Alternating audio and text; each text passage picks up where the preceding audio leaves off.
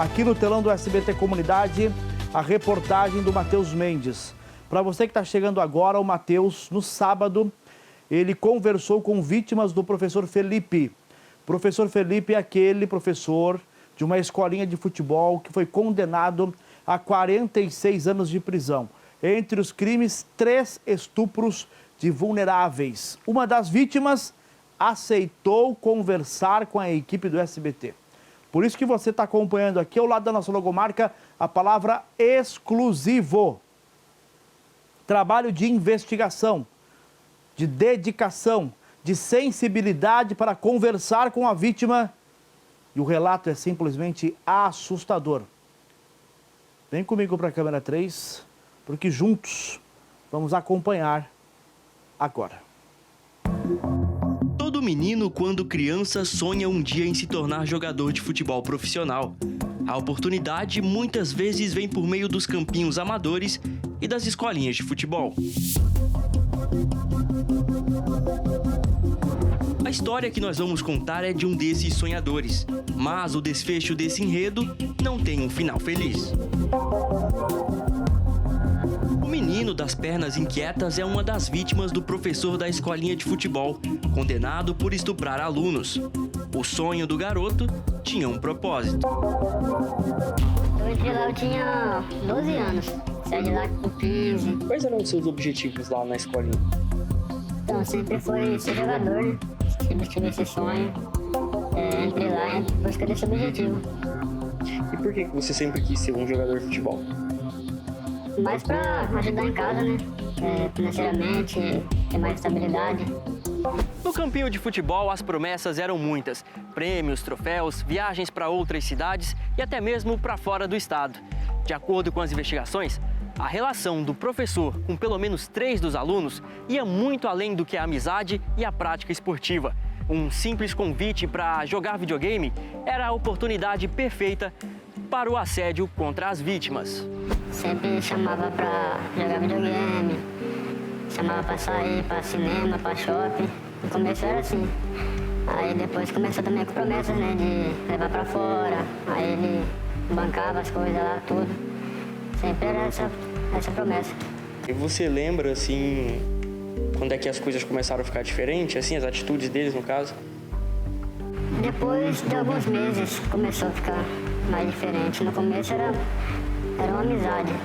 Depois começou já a ficar... E se vocês se recusassem a fazer alguma coisa com ele tinha um tratamento diferenciado com vocês lá na escolinha, tipo um boicote, não deixava jogar? Sim, tinha. Tem a forma de falar era diferente na frente dos outros, né? Tinha essa questão. Se não fizesse, ele deixava no banco, não jogava. Tinha isso. O garoto também conta que as perseguições continuaram mesmo depois que ele saiu da escolinha e começou a trabalhar. Ele já chegou de porta de serviço, queria ficar perseguindo, sabe? Sempre tinha essa perseguição dele. Até nós tivemos a coragem de denunciar, né? Depois que denunciamos que ele sumiu no nosso pé. Ele ameaçava vocês? Que tipo de ameaça? Ameaçava, ele falava que tinha irmão que era do comando. Ele falava que ele mexia com coisas espirituais, terreno de espírito, essas coisas. Ele falava que já tinha feito trabalho, que ameaçava indiretamente, né? Falava que se nós saíssemos perto dele, nós ia morrer. Falava isso. Então, depois que comecei a trabalhar, que eu comecei a andar sozinho nas minhas próprias pernas, ele intensificou essa perseguição a nós. Acompanhava, corria atrás. Tanto é que eu, muito novo, eu comprei uma moto pra mim trabalhar, porque ia de bicicleta ali atrás, não deixava. Tinha essa ameaça dele, falava que ia se matar se nós saíssemos da vida dele. Ele falava que ia se matar, ele já teve um dia que ele até jogou álcool no próprio corpo dele, na nossa frente. E pegou fósforo e falou que nós temos que parar de falar com ele, né? Tentamos se afastar. Aí ele fez isso, mandava carro de mensagem na porta da minha casa. parecendo um psicopata mesmo.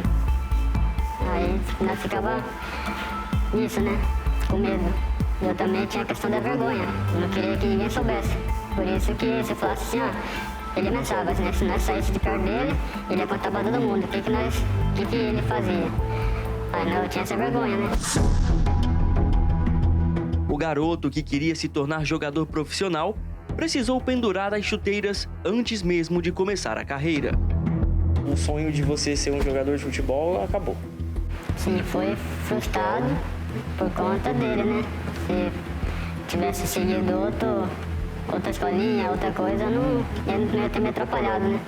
Eu quanto várias outras pessoas. Tinha essa. Jogar bola hoje você não joga mais? Não jogo mais. Já lembro, né? Quando eu falo de jogar bola já vem aquela memória. Na semana passada, a justiça decidiu que o homem deve cumprir 46 anos de prisão e pagar indenização de R$56 mil às famílias das vítimas. O professor foi condenado pelos crimes de estupro de vulnerável por 3 vezes, filmar ou fotografar cena de sexo explícito que tenha criança ou adolescente, pelo armazenamento das mídias e ainda o favorecimento da prostituição de vulnerável e importunação sexual.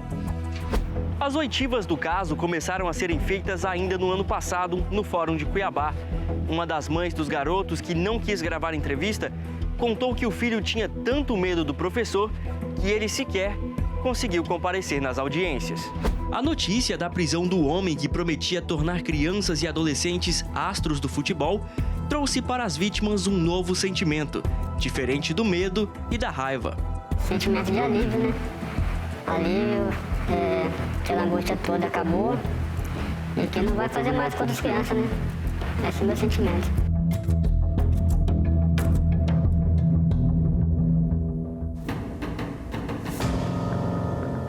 Segura essa imagem para mim no telão, segura essa imagem para mim no telão.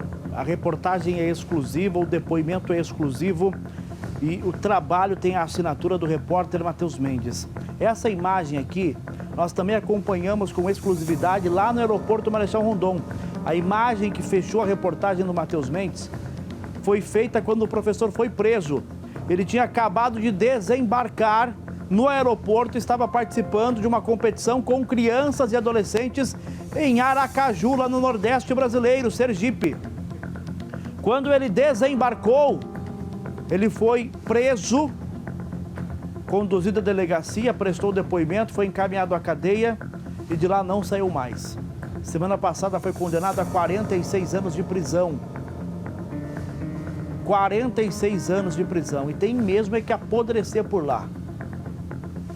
Você observou em detalhes as estratégias usadas pelo criminoso para controlar esses jovens, aqueles que ele selecionava, com ameaças até mesmo de agressões nos populares salves, porque seria membro de uma facção criminosa. Então ele tinha 2 ferramentas eficientes para controlar as crianças e fazer com que elas praticassem os atos com ele. Primeiro, a ameaça de agressões e de morte, porque seria membro de uma facção. Depois, porque iria expor para as pessoas o que estava acontecendo, porque ele gravava absolutamente tudo. E no celular dele, a polícia encontrou as mídias, fotos e vídeos. É reportagem que você só acompanhou aqui na tela do SBT.